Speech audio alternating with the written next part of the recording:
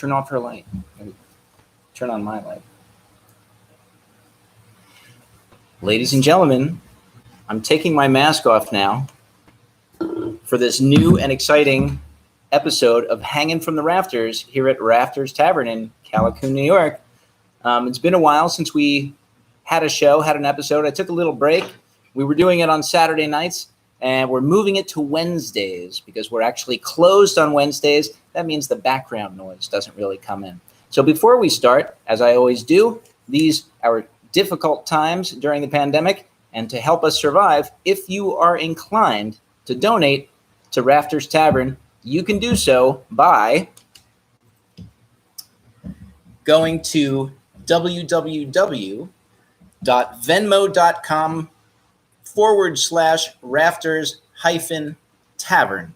Once again, that is www.venmo.com/Rafters-Tavern. I might show that just one more time at the end of the show, but we are in for a treat. An absolute fantastic performer today. The lights are going a little crazy here. So our guest this evening creates magic, and you are going to hear this. We're going to find out all about her.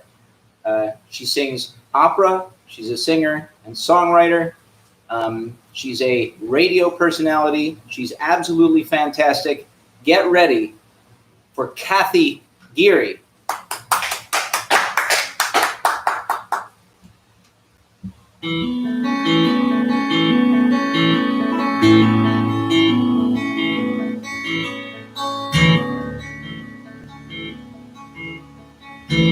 The light was busy dividing the day from the night.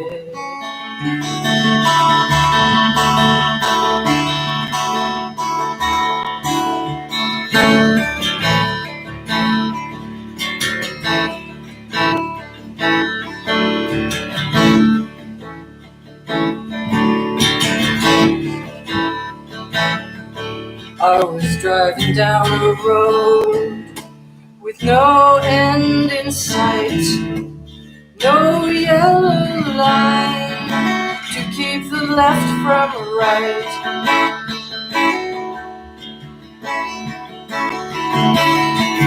And she saw that it was good.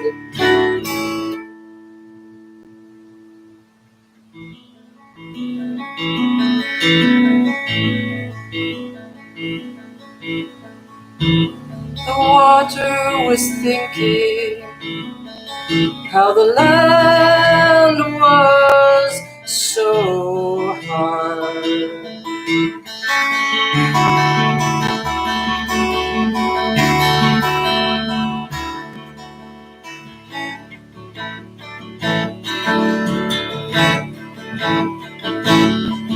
I was swimming in a pond in the back of my yard.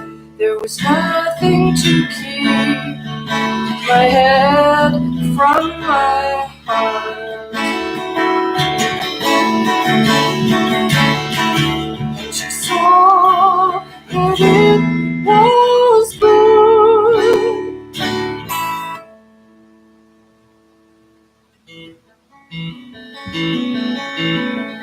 And so these things conspire to define reality. They do the dance before us, you and me, and we put it all together in search of what might be, to find nothing in the void except what we choose to see.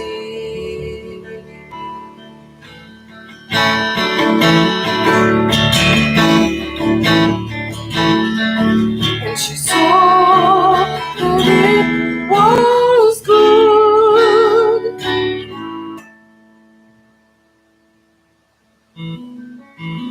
The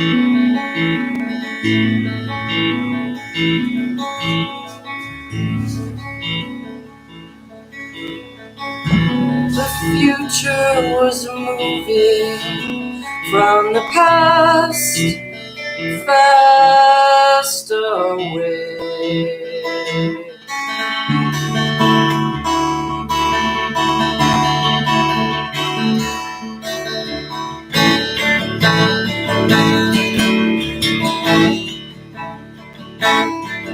I was living in the center, holding still on that day. There was no way to know how long life would stay. And she saw that it was good.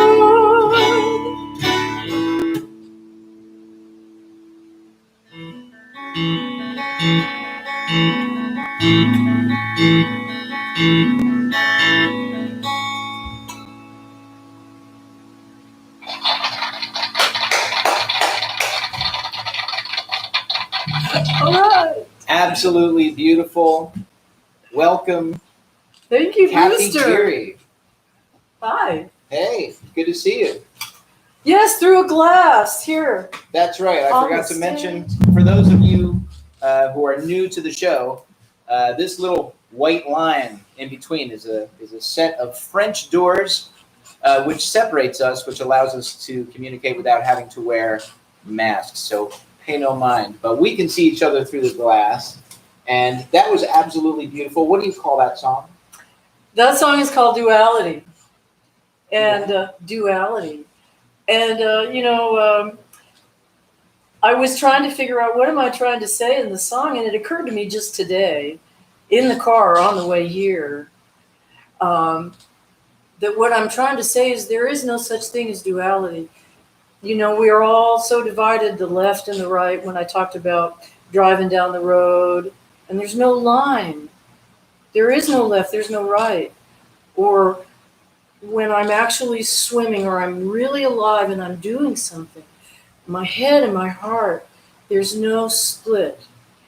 And then the last verse, I'm living in the future and the past, duality.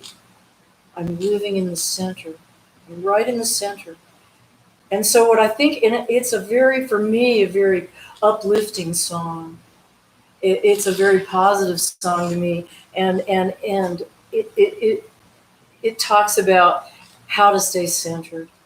And what you see in the world around you, what you see is what is there. And so you choose to see what you want to see. And she saw it was good. So I'm really happy with that song. Wow. That's the first song I'd written in maybe 20 years. Really? Well, Yeah, really. You've been saving that up. Well, I wrote that's it a fantastic song. last fall, sometime in October or November in 2019. And it's kind of I would say that qualifies as deep thoughts. That's very philosophical. Deep thoughts. Do you consider yourself to be a deep thinker, a philosopher? Well, yes, of course I am. But when I go to write a song, it's like I can't really completely control how I present myself. It just comes out. And God knows I love all kinds of music. My songs don't seem to be overly emotional. They're not like Adele or something. You don't go over the top. For me, it's about thoughtfulness and refinement somehow, kind of clarifying things. That doesn't mean that I'm not going to write a song about jealousy and hate at some point in love, but I've really just started to write songs again. So I have 4 original songs. And I know a lot of people, yourself included, who have much bigger catalogs than I have. And I have written songs previously, but I really feel like I don't know exactly what to expect. Like when I go to write a song, I go to this place and I can't predict how it's going to come out. So I know we're going to hear those songs You're later, gonna hear but my these curiosity is if it was 20 years between God. that song and the song that you did previously, and it Yes. takes, people grow, ideally, people grow through Yes. life, right? Yes. So has the subject matter changed drastically since the first song you wrote to the one that you have now being very deep and philosophical? That's it. You're such good questions. Well, the story of my life is that I'm a singer, and I finally, embraced that. I have always sung other people's music. And even when I wrote music to other people's lyrics. Now I have journals and I've written poetry. And I'm also, I was going to be a concert pianist. And I have written 2 hours of piano music. But I never put my lyrics and my music together. When I wrote songs before, I was in a band with some really talented songwriters. So I would collaborate with them. But this is the first time I'm writing my own lyrics to my own music. Now, was that the Bleecker Street Reality Band that you're talking about? That was the Bleecker Street Reality Band. The Bleecker Street Reality Band, we were just talking about Yeah. that before the show started, something I did not know. And you can actually hear some music from the Bleecker Street Reality Band on YouTube, I believe. Is that right? On YouTube. Also on my website, I'm Kathy Geary, Geary, Kathy Geary. I have all kinds of recordings on my website from the Bleecker Band, from German Lieder recitals, from Verdi Opera, and then my latest songs, which I'm just now starting to envision a full production of what that song might be like, with a drummer, with a bass player, maybe with a flute, or maybe I hear an oboe. Well, there you go. But I'm getting, I really do intend to do some recordings in the next couple of months. Well, I have one Put it more together. question about the song Duality that you just did, and because now you have me in a philosophical state of mind. So my Well, curiosity. that was my goal. Thank you. Well, accomplished. So let me say that. My curiosity is this: the way that you talked about it, as it is a philosophy that there's no side of the road, and the grayness of things. I don't want to put words in your mouth, but it made it just seem like it's about being present in a moment. Yes. Not right, wrong, or black, white, or any of that kind of stuff. You got it. That being the case, if that knowledge makes you happy, what is it about that knowledge that makes you happy? What does that knowledge provide you with?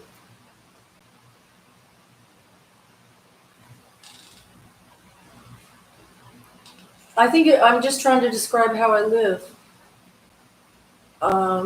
Is it connection? Is it It's more like it's not something that I'm trying to comfort myself with.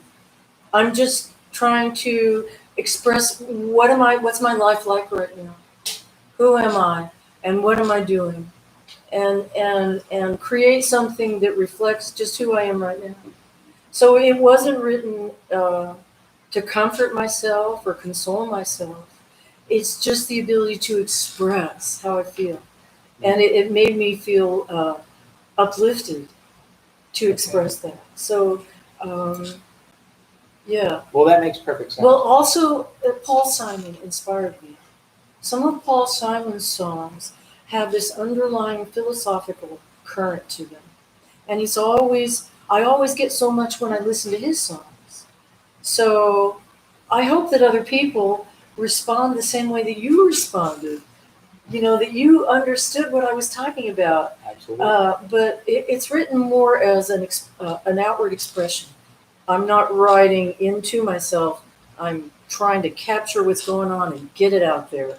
Well, what I love about that tune is it hits you from every angle. I mean, the lyrics do inform, of course, but the music, like classical music, brings about an emotion even before you hear the lyrics, and then the lyrics match that. So, I mean, it takes you on a journey already.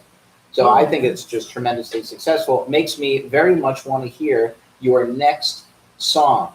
Okay. So what are you going to play for us next? Well, since you mentioned that, I'll tell you a little bit about my composition style while I tune. Mm-hmm. because I don't really play in standard tuning.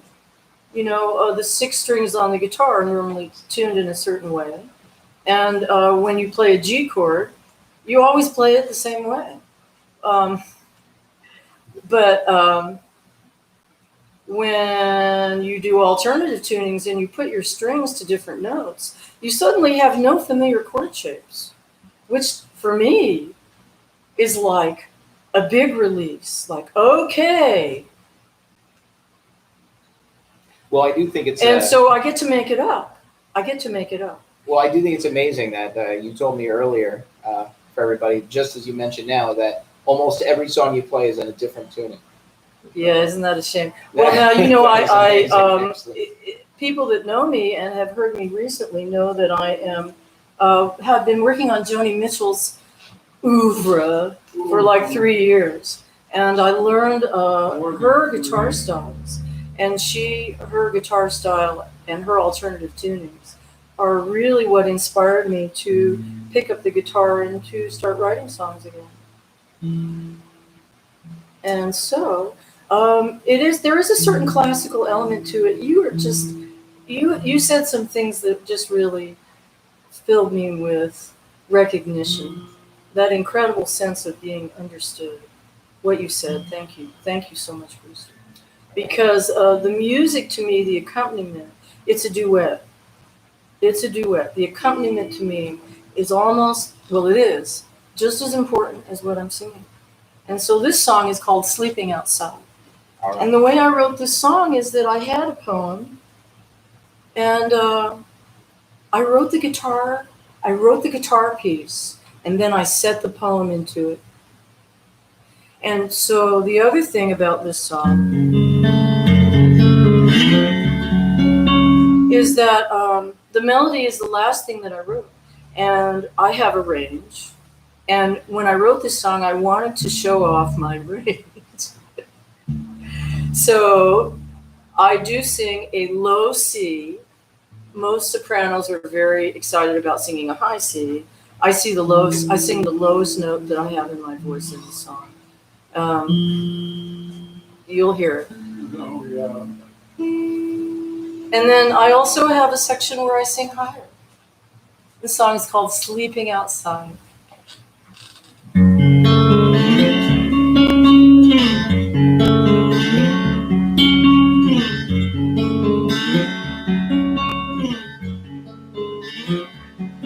As I sink into the ground, I become my eyes. As I sink into the ground, I become everything I see.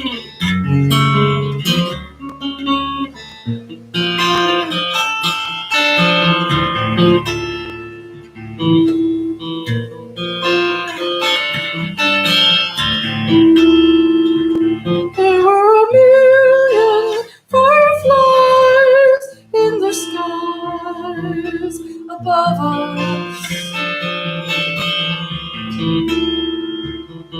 and you couldn't tell the lights from the storm.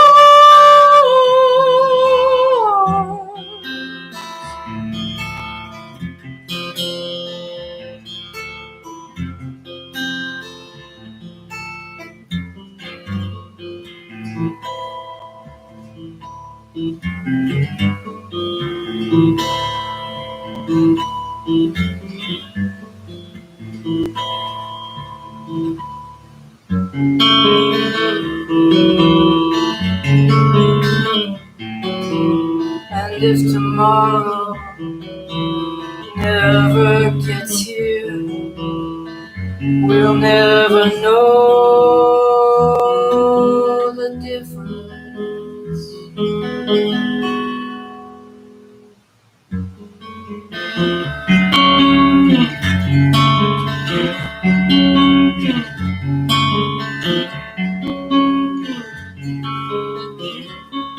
As I sink into the ground, I become my eyes.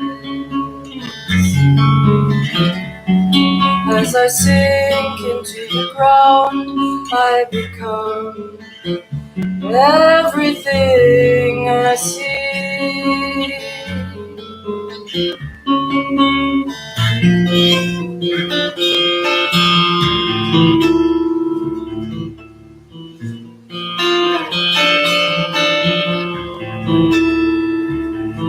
Moving in, moving out, moving in and out.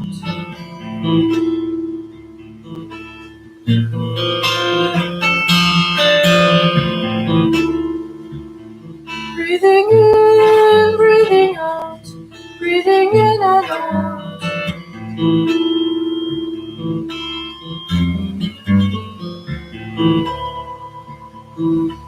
Breathing through our hearts.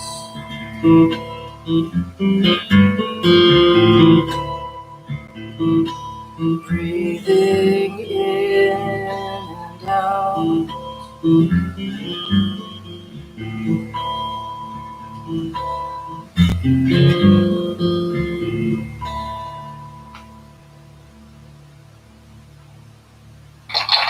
Whoa.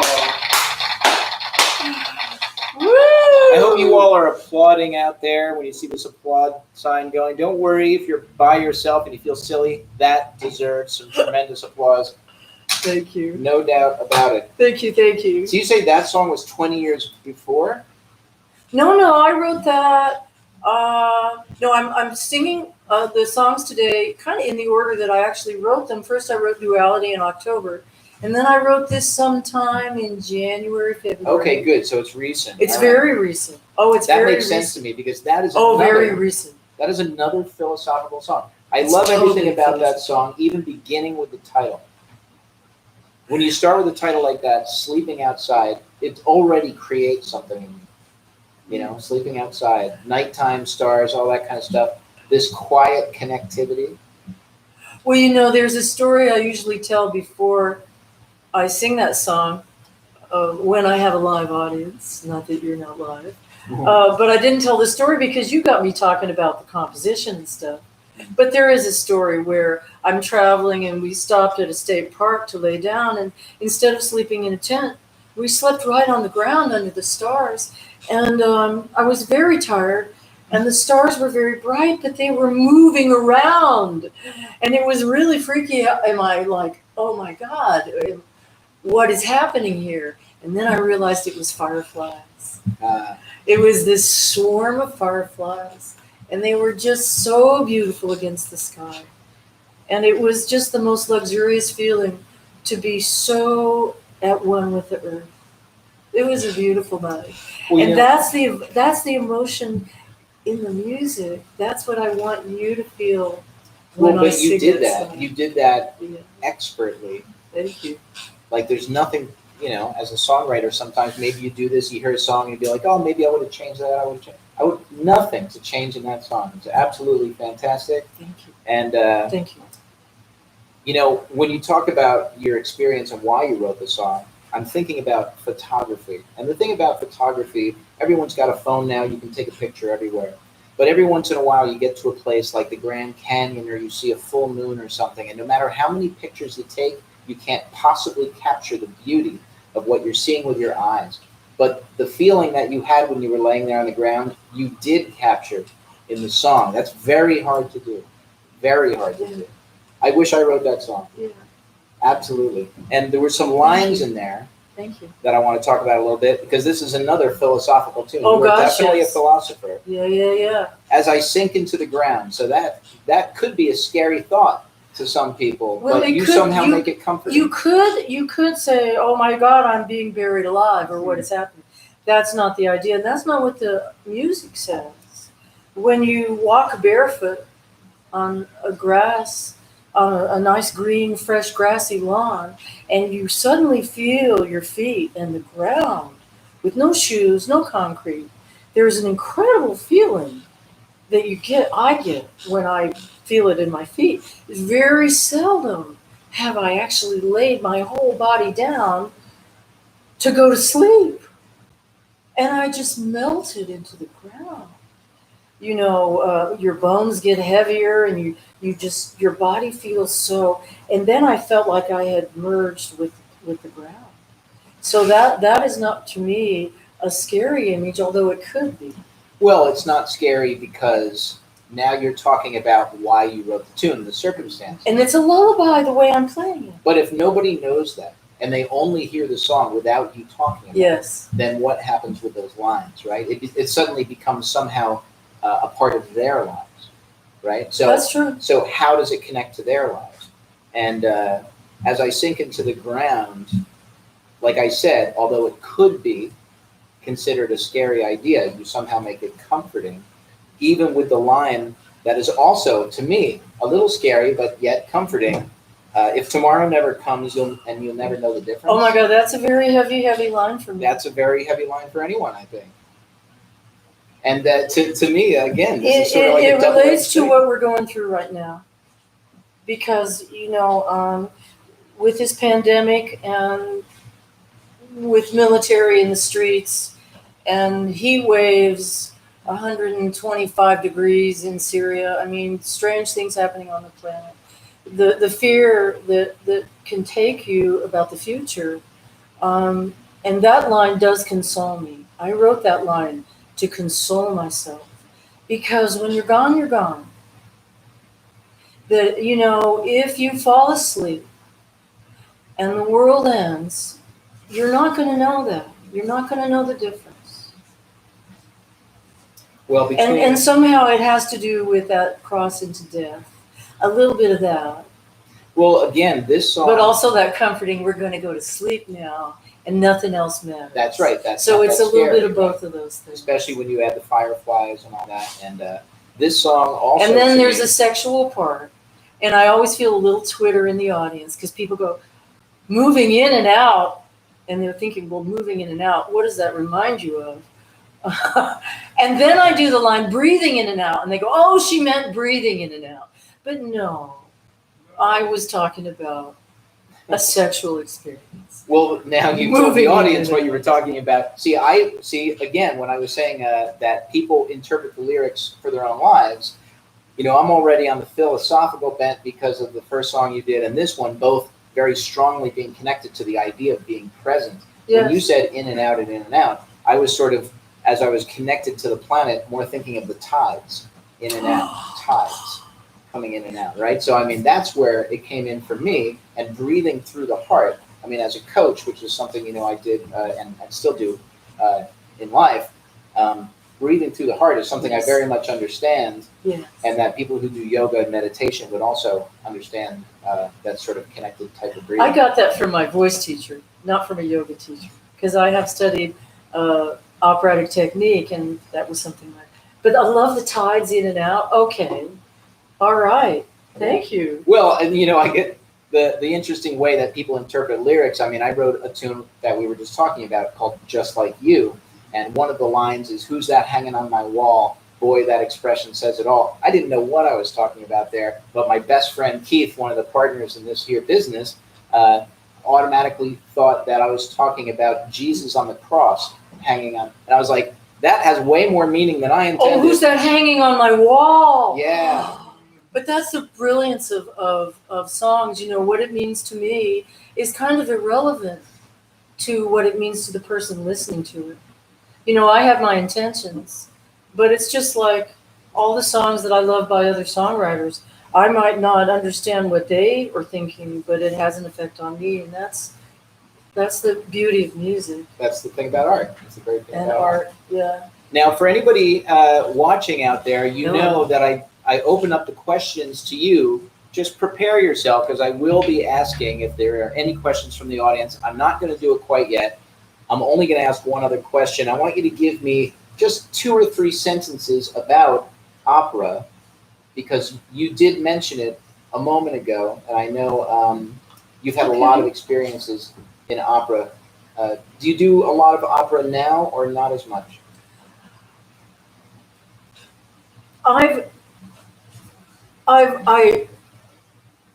grew up with rock and roll. And then I was also playing classical piano.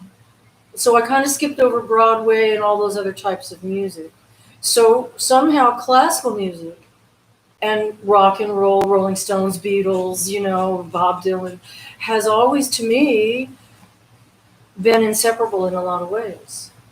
I didn't listen to opera or even know what it was till I started junior college. I was about 18 or 19, and I'd always been a singer. I was singing solos in the choir, and when I sang my very first Mozart aria from The Marriage of Figaro, the Countess's aria, I got something out of that music that I had never found in any other art form anywhere.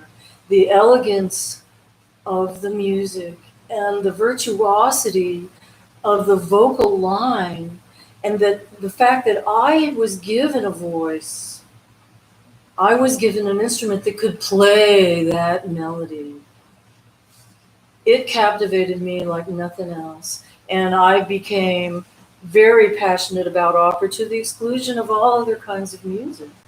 And for many, many years, I dove deep into the operatic and art song repertoire.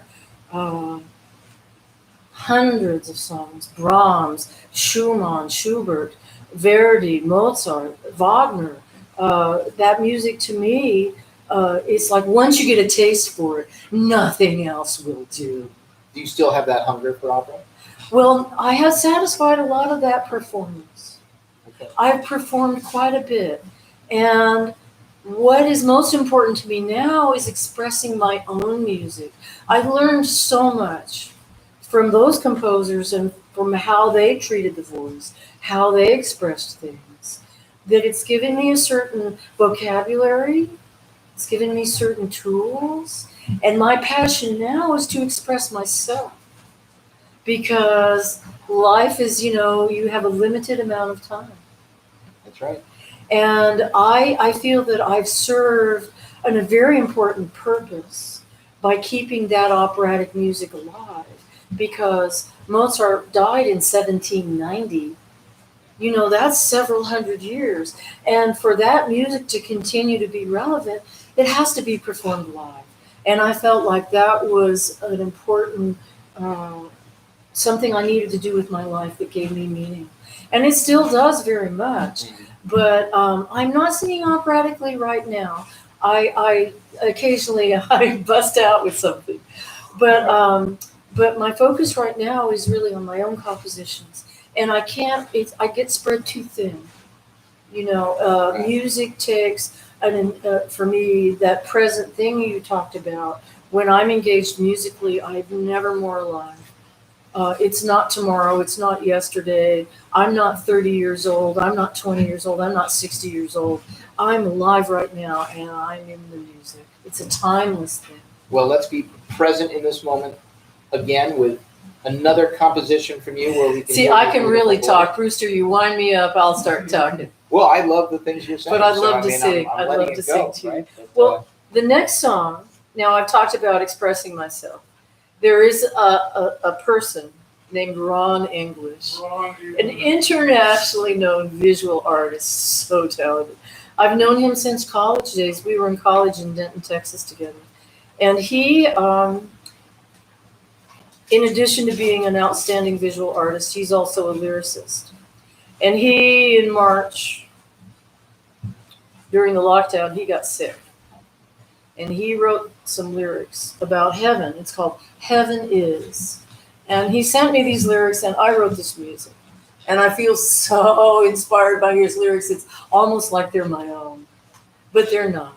Ron English wrote the lyrics, and I wrote the music. And the song is called Heaven Is. And I'm going to turn on my TC Electronics. Oh, of course.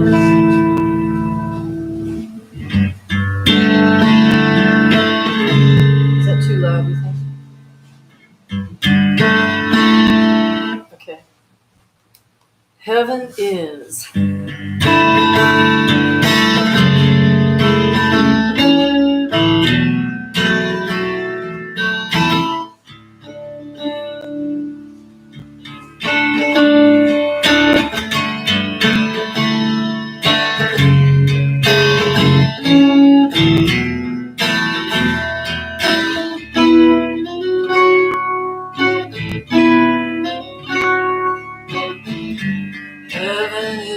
life. After the death,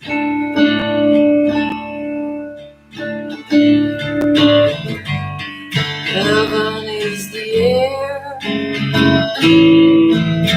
After your last breath,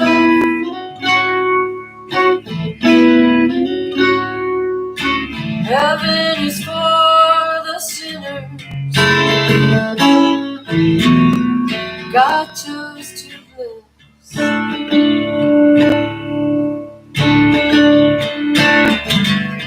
Heaven is for those who pass every test.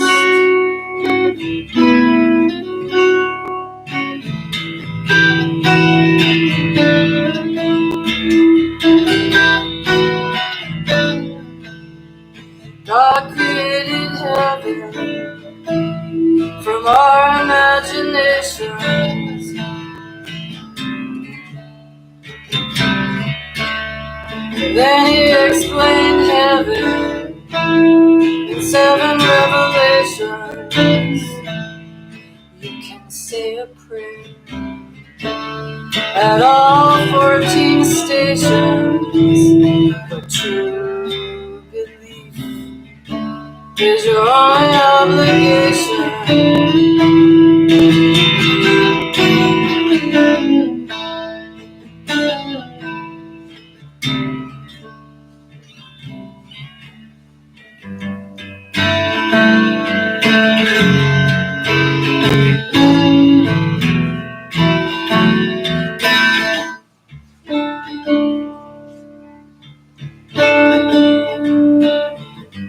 Heaven is the paint moved by Michelangelo.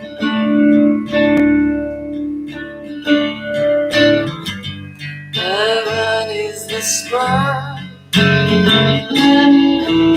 inside the embryo.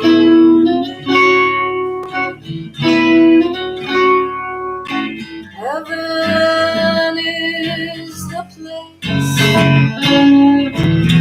the devil dares not go.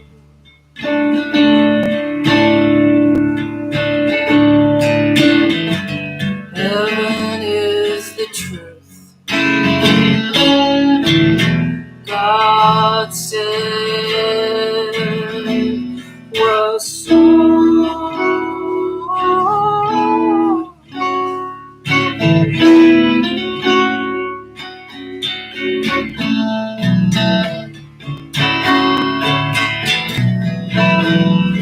The good Lord created original sin.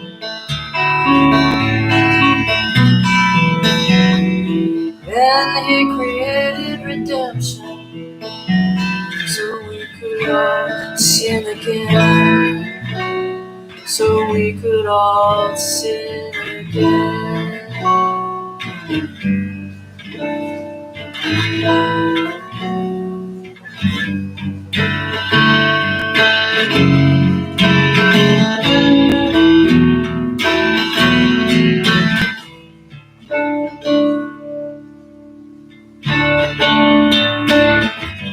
Heaven is the life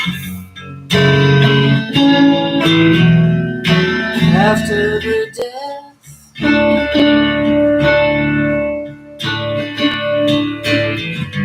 Heaven is the air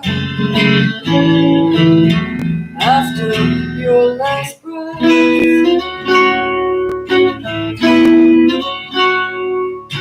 Heaven is for the sinner God chose to bless.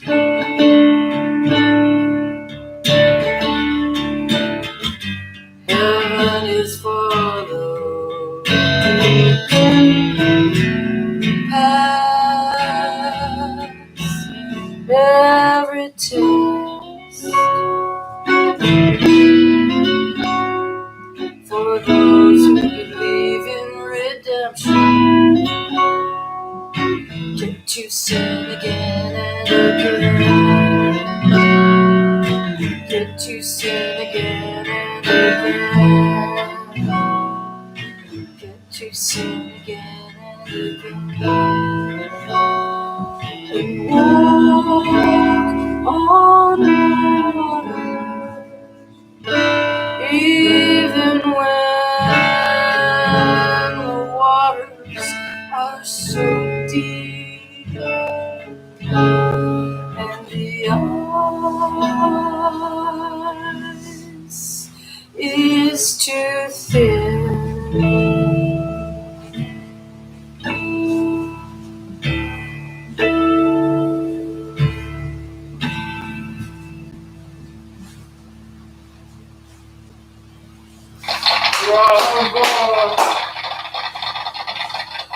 Spectacular travel.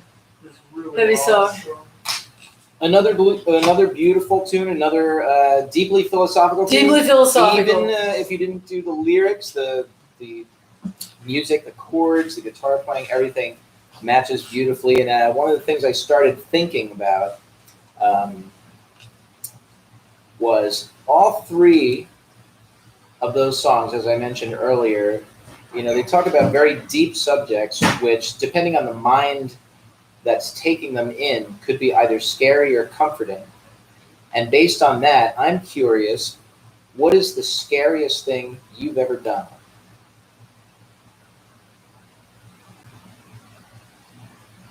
Scary.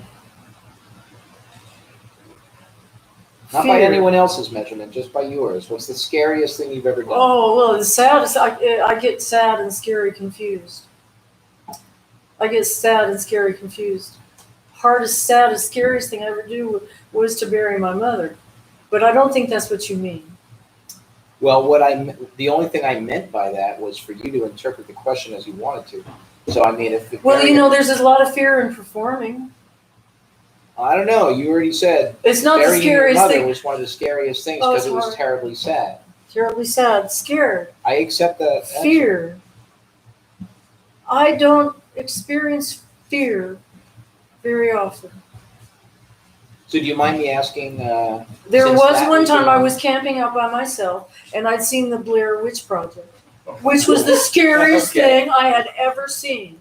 And I don't know why I went camping by myself. I went to Bear Mountain. I took my tent by myself. I'm alone in the woods. I was terrified. And so I turned on the lights and I sang as loud as I could until I fell asleep. But I'm not often very scared. See, that's okay, and I understand that. Molly, in fact, has almost no fear that I've discovered. So I know there It's are an people that interesting don't question. react in that same way. Yeah. But your first response was when you buried your mother. So I'm curious as to, and we don't have to go too deep into that, but I do want to ask you, Okay. as you interpreted that as scary, what was it specifically about that was particularly scary? Oh, I would have to be alone. I would have to go on without her. How could I even possibly even do that? We were so close. Oh my God, my mother. I mean, there's a lot of different relationships between mothers and daughters. I had one of the best ones you could ever have. Oh my God, my mother and me. I could tell her everything, anything. She was a remarkable woman. She gave me so much. She gave me the optimism and the strength that has made me who I am. And I'm a very optimistic person. And there's ways, to maintain that. I mean, God knows we all go up and down in our lives. But I have some kind of inner strength that she gave me. And how could I live without her? That was the scary part. Ida's God, sure. Yeah. Kathleen Ida. Mom. Do you still feel very connected to her? I do. I was only 21 when she died, and she was only 61. She died too young. And I do think, I think about, I saw myself in the city walking down the street, and I saw myself a reflection in a window, but I didn't recognize myself. I thought it looked like my mother. I said, oh, she looks just like my mother. And it was me. No, seriously, that was quite a moment. Because, as we age, sometimes we catch ourselves by surprise when we see our reflection. And I saw my mother and I realized it was me. See, I think that's great. And that it was sounds like beautiful. a song. That's a song To me, right that there. definitely sounds like a song. That's a song right Now, there. let me ask this. I know we have a couple of people watching. I did ask in advance. First of all, let me check with Molly. How are we on time? We have 15 minutes. 15 minutes. We're Okay. doing good. So 15 minutes isn't that bad. Now, I want people in the audience to think about if you have any question, if there's something that you want to know, just go ahead and type it in. Are you going to sing a Joni I want to get Mitchell to another Chris? song. So while this other song is playing, I want you to think about anything you might like to know from Kathy Geary. Believe me, if you don't come up with anything, I've got plenty of questions. He's got questions. I've got plenty of questions, so have no fear. But if there's something you want to know, ask her to sing a Joni Mitchell song. No, I I have have another to- original song I I really cannot like. do that. She chooses what song she wants to do today. So far, I believe I and everyone else has been incredibly happy with your choices. Thank So what are you going to play for us next? Okay, this is the most recent song I wrote. And just as lockdown started to happen, we weren't really sure what was happening. In fact, Rafters Tavern, right here on this stage, this space holds so much energy for me. And the very last gig that I played to a live audience was on Friday the 13th, That's March right. 13th, right here. That's right. And I wrote this song right around that time frame. And the song is in standard tuning just because I had to prove that I could. And it's called When I'm Awake. And it's kind of like everything is so surreal. Am I dreaming? Is this true? Could this all be really happening? Or are we just dreaming? That's kind of what it's about. All right. Let me turn off my chorus. Okay.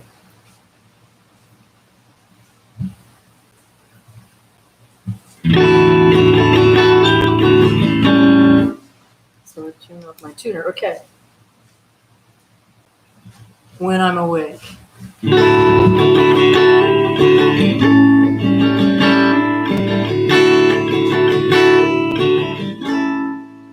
I know this place. I've been here before. The curtains blowing through the open window.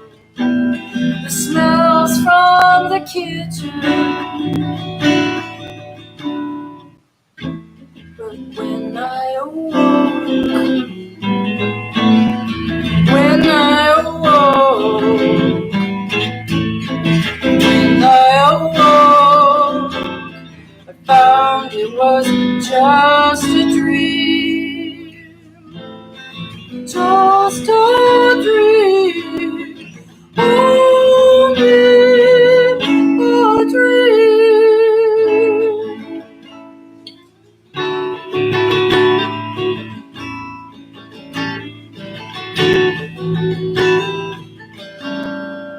I know this man,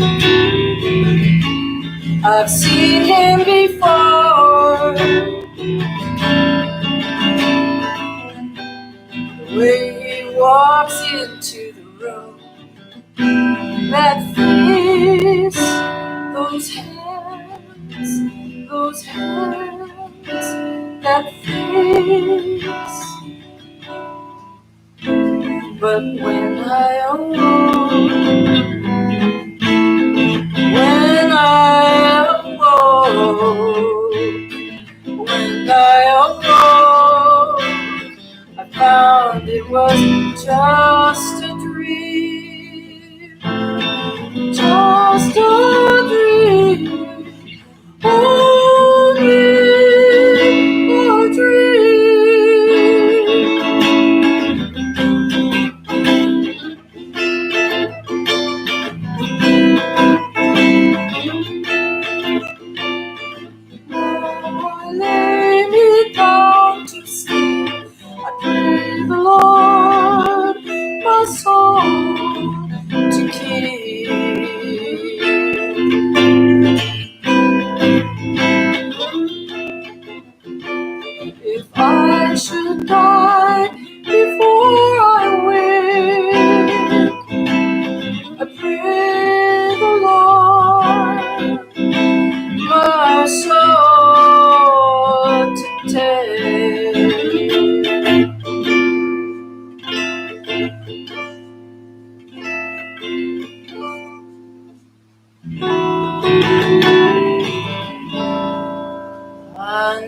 this song.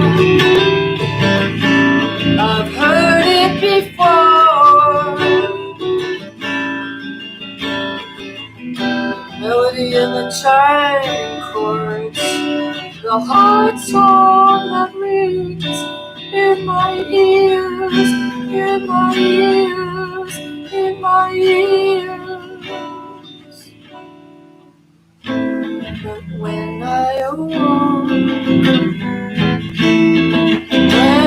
I awoke, when I awoke, that it was another lifetime.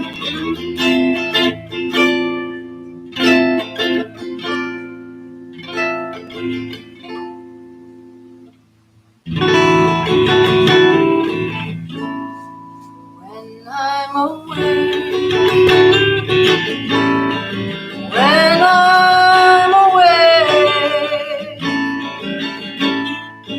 really asleep.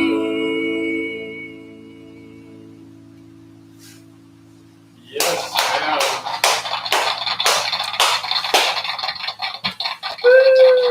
Another great one. That one very different actually for me from the other ones. Yeah. But on the other hand, also with a philosophical bent, the things that I was thinking about that song is I wrote down chapters. So it reminded me of in my own life how when you're living life, it seems to be like a seamless thing. You don't notice any breaks. But when you look back on life, they end up being chapters. They do have breaks. I was this person then. I was this person then. I was this person then.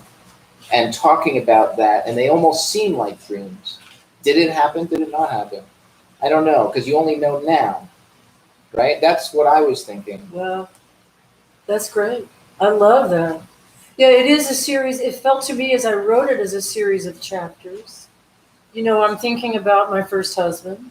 You know, I know this man, and I've seen him before, and I was just dreaming about him. And then the idea of, you know, everyday life, is it real?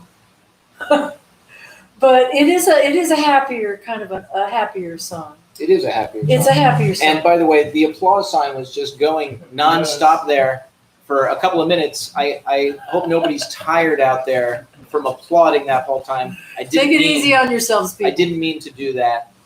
So, Molly, No does stress. anybody have any questions? It's okay if they don't, but Jan Turan, probably Ramona Jams, first said, Kathy looks stunning in her dress and white guitar. you look stunning. Absolutely. Ramona. She asked if you ever auditioned or sang on Broadway. No, actually, Broadway, outside of maybe Oklahoma or Carousel, no, Broadway, no, no, Broadway, no, just no. So you have Just not. don't like, She could be a don't like it. spectacular Broadway you know, star. I know thousands, millions of people love it. Don't, Broadway and it's is curious not Kathy's because thing. opera and Broadway have a lot in common. Absolutely. There's a lot of choreography going on. There's a lot of staging. There's a lot of costumes. Broadway is just too artificial for me. It doesn't reach me. All So I right. never did audition, and I've hardly ever sung anything Broadway. Although I do sing "Can't Help Loving That Man" of mine. from Showboat. But you know, that's from the 40s, and American Broadway in the 30s, 40s, and 50s is kind of like American operetta. But the modern Broadways, I did see Chicago. I saw Phantom of the Opera. What do you think about? Just couldn't do it. What do you think about Porgy and Bess? Well, now Porgy and Bess is an opera. I know it's an opera, but it to me it's not in the same category as opera. It's one of my favorites. Really? Yeah, but I mean, I don't see it in the same way as other. Oh operas. my God, it is so Kathy opera. sings I mean, I don't see it as the same as Well, other it's, operas. It's there's different. there are American operas that you might not be familiar with. Most people I'm sure think I'm not. Italian, you know, think of like the HBO series The Sopranos. You know, that kind of deceitful. There's stuff going on. People are being murdered. There's jealousy. There's a lot. You know, Storm's wrong, or the German operas. But Gershwin wrote Porgy and Bess, and there are other contemporary operas that have that same kind of thread going through them. See, I'm sure there are. I'm like I consider myself, I could be wrong, but like the everyman listener, right? So by that, when I think of opera, I think of people on stage with Viking helmets and woo, that's what I think about. And then I see Porgy and Bess, and it seems to be the missing link, right? Porgy and Bess, the missing link between opera. See, okay, and here's Broadway. the deal. Opera makes me feel something. I feel such strong emotions when I hear operatic music. When I see Porgy and Bess, oh my God, I get so into Hamilton. I'm sorry. Hamilton is not really Broadway to me. Hamilton is in that zone of, is it operetta? Because I saw it for the first time finally on when it was broadcast, and I could not turn it off. I had to watch it straight through, and it moved me. In the way that opera does. In the way that opera does. Okay. In the way that opera does, where you're there in the audience and you're crying and you go, oh God, I hope no one else sees me crying, or whatever, So was Hamilton the missing link for you? Well, Hamilton blew me away. It's spectacular. And Hamilton blew me away. The virtuosity of the singing is not about the range and the use of the voice in an instrumental fashion. They use their voice so expressively, but Lin-Manuel, I'd never heard anything like He's this. a brilliant man. Well, I want to make sure we get to, because we only had 15 minutes a little while ago. Where are we now, sweet love? We have 3 minutes. We have 3 minutes. That means you will play one last song. You're going to play one more song to take us out. But before you do, I just want to remind everyone out there, as I said I would do this one more time before the end of the show. During the pandemic, it's been very hard on taverns, restaurants, music venues, very hard to survive. And I'm not sure when this thing is going to be over. I don't think anybody really knows that. If you would like to donate to Rafters Tavern to keep music alive here in Calico, New York, you can donate to www.venmo.com/Rafters-Tavern. It sounds like a mouthful. I'm reading it backwards through the paper. www.venmo.com/Rafters-Tavern. With that, we have, once the guitar is tuned in another new and magical way, we have one more song from the amazing Kathy Geary. And I just have to say thank you so much to Brewster and Molly and Keith. Such a gracious host, such an insightful man. It's just really a pleasure to be here. I've had a wonderful time. I hope you've enjoyed it. I would like to close with the Joni Mitchell song. Yes. You know this one. I don't even need to announce it. This is similar to the version that Joni did of this song on the Shadows and Light tour, in case you're wondering. I didn't just make up this arrangement. But I do put my own spin on it.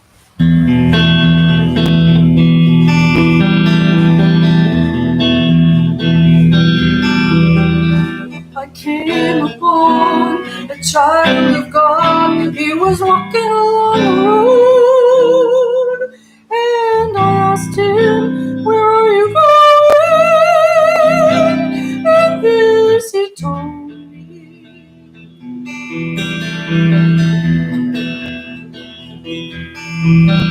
Said, I'm going on down to Yazder's farm, gonna join in a rock and roll band. I'm gonna camp out on the land. I'm gonna get my soul free. We are stardust. We're going.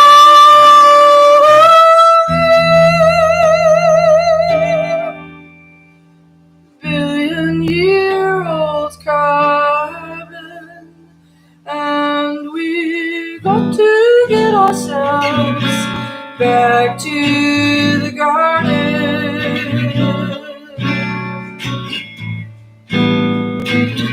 Woo.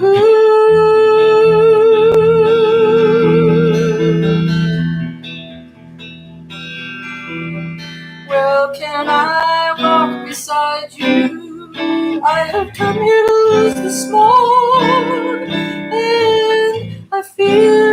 to be a call and something turning. Well, maybe it's the time of year, or maybe it's the time of man, and I don't know who I am, but you know life is fooling you. We are stardust, we're going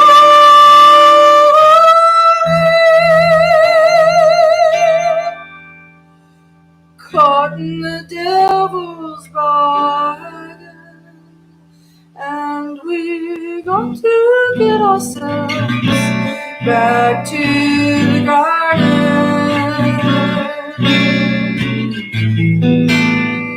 The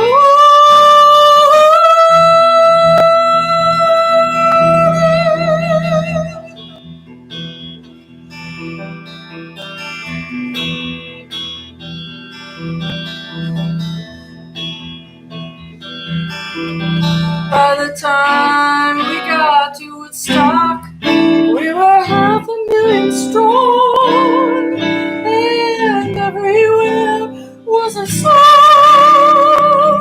and a celebration.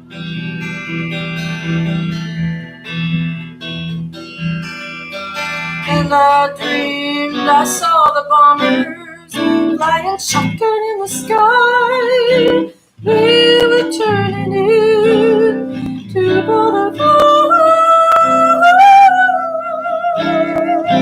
above our nation.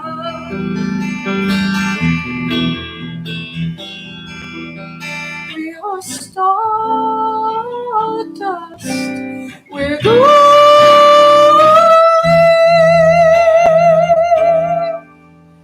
billion-year-old carbon, caught in the devil's bargain, and we got to get ourselves back to the garden, to some semblance of a garden. The garden.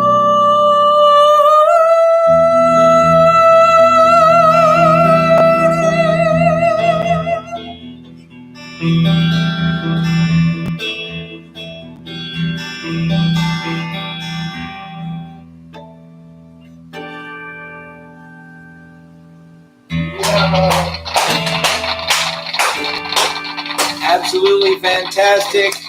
That's Kathy Geary, by the way. She will be playing here in our outdoor space called The Nest at Rafters Tavern this Saturday, 7 p.m. to 9 p.m. And then you can hear even more of this beautiful, beautiful voice and these fantastic songs. Hopefully we'll see you then. If not, we will see you next episode. Stay tuned for Hangin' at the Rafters. Good night, everybody. Thank you very much. Thank you, Brewster. Good night, everyone. Good night.